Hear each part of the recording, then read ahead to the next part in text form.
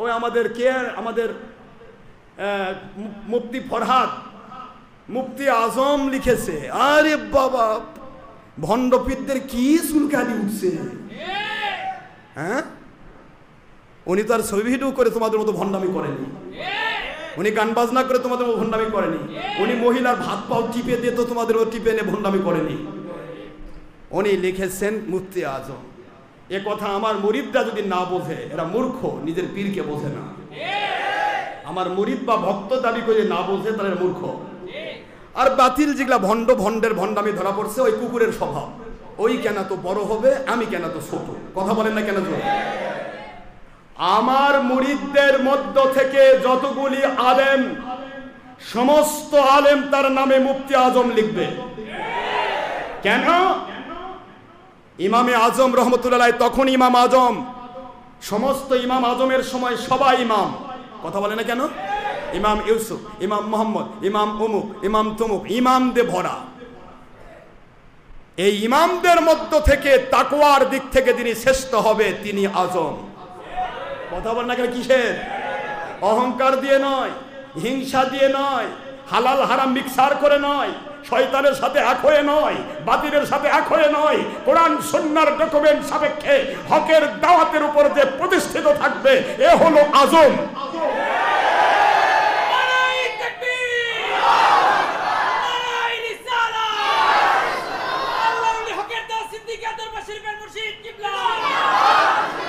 আজম শব্দের অর্থ হলো বড় মুফতি। ইমামে আজমের কোনো ডিগ্রি লাগেনি, ইমাম আজম হয়েছেন। গাউসুল আজম আব্দুল কাদের জিলানী রহমাতুল্লাহ ডিগ্রি লাগে নাই, তিনি গাউসুল আজম হয়েছেন। গাউস মানে সাহায্যকারী, সেই সময় সবাই গাউস ছিল সাহায্যকারী। তাকওয়ার দিক থেকে গাউসুল আজম আব্দুল কাদের জিলানীর মতো এত তাকওয়াশীল কেউ ছিল না, উনি হলেন গাউসুল আজম। আওয়াজ জোরে হবে না মুসলমান? মুন্সিরা কয় কি, কয় যত বড় নাম খুঁজে পাওয়া যায় না ডিগ্রি দিয়ে, তো তোর এত লাগে কেন বাবা? ক্লাস 3 পাস মুন্সি, তুমি একটু ডিগ্রি নাও না। টাইটেলও তো পাস করিস, হাতের পাও কেতাব বান্ধে নিয়ে। যে মুন্সিগুলো আমার বিরুদ্ধে মুখ চুলকাচ্ছে, এদের টাইটেল পাস করতে গিয়েও কেতাবে যে উড়ার মধ্যে বান্ধিলে দেখে লিখতেছি, স্যার মারেন না স্যার, ধরেন না স্যার, আমি চোর স্যার, চুরি করে পাস করতেছি স্যার। কথা কন না কেন? ছাত্রকে চুরি শিখায়, শিক্ষকও চোর। যে মুন্সিগুলো আমার বিরুদ্ধে বলেছো, তোমরা কি বলতে পারবে তোমাদের ছাত্রদেরকে তোমরা নকল করতে সাহায্য করনি?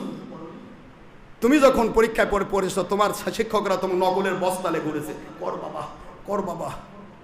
আর ডক্টর আশরাফ সিদ্দিকী ছোটকাল থেকে মালিকের দয়ায় একটা সাদা চিরকুট নিয়ে কোনোদিন পরীক্ষার হলে ঢোকেনি।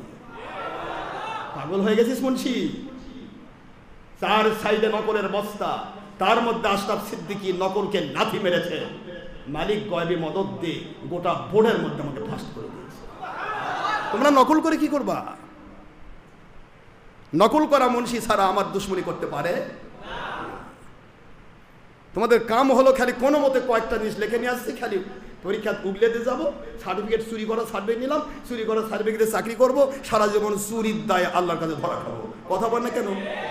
যে ব্যক্তি চুরি করে পাস করলো, ওর সার্টিফিকেট তো চুরি, তাহলে চুরি করা সার্টিফিকেট দিয়ে চাকরি যেটা করছে, হালাল চাকরি না হারাম চাকরি?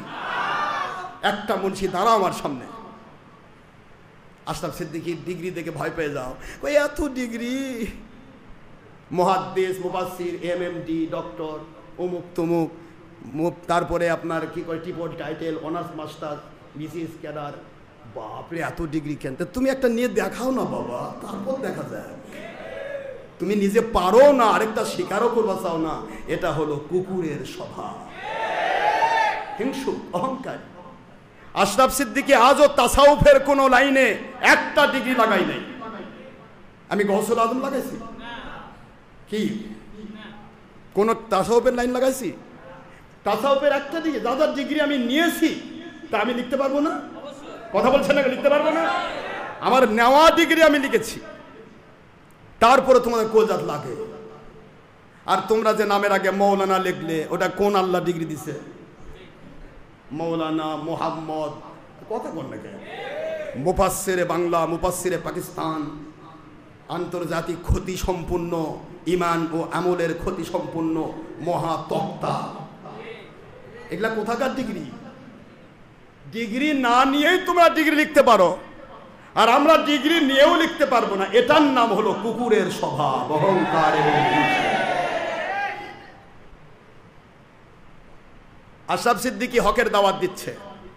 ডক্টর আশরাফ সিদ্দিকীর হকের দাওয়াতের সাথে হিংসা মুক্তভাবে, অহংকার মুক্তভাবে, যেই ব্যক্তি হারাম মুক্তভাবে, ছবি ভিডিও মুক্তভাবে, টিভি চ্যানেল মুক্তভাবে, নবীজির দুশ্মনী মুক্তভাবে, ওলিয়া উলিয়ার পক্ষ হয়ে, হোসাইনের পক্ষ হয়ে যেই আলেম আমার সাথে লেগে থেকে মরতে পারবে, ও শুধু মুক্তি না, যেই মুফতি ছবি করে, যেই মুফতি ভিডিও করে, যেই মুফতি টিভি করে, যেই মুফতি মুহাদ্দিস মুফাসসির গান বাজনার সাথে সম্পৃক্ত, মহিলার সাথে বেপরদাহ সম্পৃক্ত, পরনারী পরায় পরায় মুখ দিয়ে লালানি আসে, ওগুলার চাইতে যদি আমার মুক্তি বড় না হয়, তাহলে বড়টা কে হবে? তোর আব্বা। তাকওয়ার ক্ষেত্রে আমার মুফতিরা বড় হবে। তোমরা হলে দুনিয়া ভণ্ডামি করার জন্য মুফতি, আর আমাদেরটা হকের দাওয়াত প্রতিষ্ঠার মুফতি। এটা কোরআনের বাণী দিয়ে তোমরা স্বীকৃতি নাও। ইন্না আকরামাকুম ইনদাল্লাহি আতকাকুম।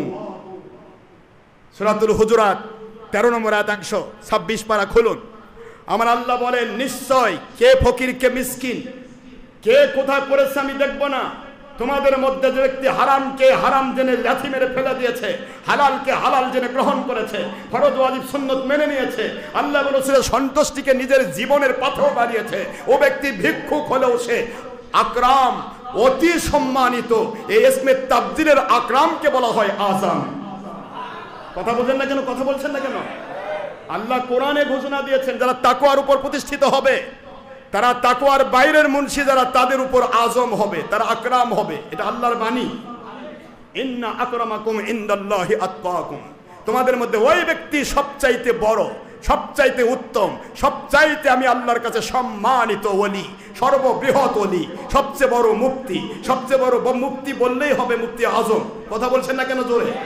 ওই ব্যক্তি সবচেয়ে বড় মুফতি, মুফতি জগতে, যার ফতোয়ার ভিতরে আল্লাহ এবং রাসূলের সন্তুষ্টির বাইরে ফতোয়া হয় না, যার ফতোয়ার ভিতরে হারাম কাজের পক্ষে না বিপক্ষে ফতোয়া হয়, যার ফতোয়ার ভিতরে নবীর দুশ্মনী ফতোয়া হয় না, যার ফতোয়ার ভিতরে ওলিয়া উলিয়ার দুশ্মনী ফতোয়া হয় না, আহলে বাইত হোসেন বাহিনীর দুশ্মনী ফতোয়া হয় না, ওই ফতোয়া হবে মুফতি আজম। ফতোয়া হবে ওটা ফতোয়া আজম, আর যিনি দিবেন তিনি মুফতি আজম। সুবহানাল্লাহ বলবেন না জোরে?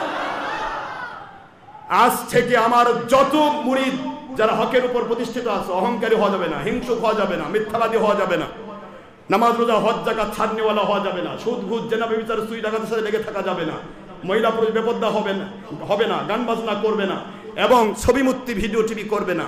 এমন যত আলেম আমার সাথে লেগে আছো, সারা জীবন মুফতি আজম লিখবে। কোন মুফতির আব্বা আছে আমার সাথে দেখা করতে বলবে? আমার সাথে দেখা করবে। এরা হলো কুকুর মার্কা মুন্সি। নিজে তো তাকওয়াশীল হবেই না, আরেকজনকে তাকওয়াশীল হতে দিবে না। নিজে তো হারাম মুক্ত হবে না, আরেকজনকে হারাম মুক্ত হতে দেবে না। আল্লাহ নিজে ঘোষণা দিয়েছেন, এটা ভিক্ষুক যদি হয় আর সে তাকওয়ার উপর থাকে। আকরাম শব্দ ইসমে তাবজিল, এ মুন্সিরা জানো না?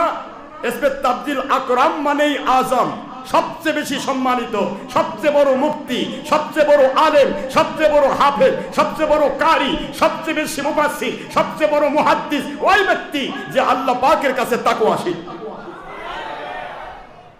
তোমরা প্রমাণ করো যে তোমরাই তাকওয়াশীল, আমরা তাকওয়াশীল নই। প্রমাণ করো, তাহলে তোমাদেরকে আজম দিব, আমি শুধু মুফতি নিব। কথা বলছেন না কেন জোরে? আর যদি তোমরা প্রমাণ করতে না পারো, তাহলে তোমরা মুফতি আর আমাদের গুলি হবে মুফতি আজম। আজম শব্দ ইসমে তাবজিল, আকরাম শব্দ ইসমে তাবজিল, আতকা শব্দ ইসমে তাবজিল। সুবহানাল্লাহ বলবেন না জোরে? পাগল হয়ে গেছো নাকি? হিংসুক অহংকারী, বোঝে না, আজগই পক পক করে। তোমার জিন্দগি, আমি তো মুক্তি নেইনি, আমি তো খারেজি মুক্তি না, আমি নবীর সুন্নতের মুক্তি।